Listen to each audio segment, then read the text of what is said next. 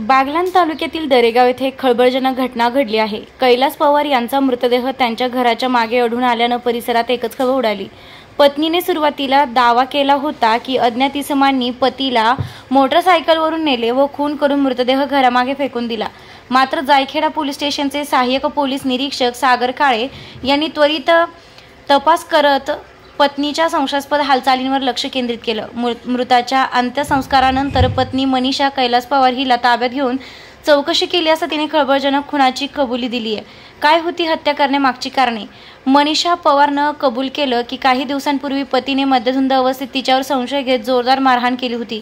त्या रागातून पती झोपल्यानंतर तिने खाटेच्या दोरानं गळा आवळून खून केला आणि दुसऱ्या दिवशी बनाव रचून तो अज्ञात लोकांनी केला असल्याचं भासवण्याचा प्रयत्न केला।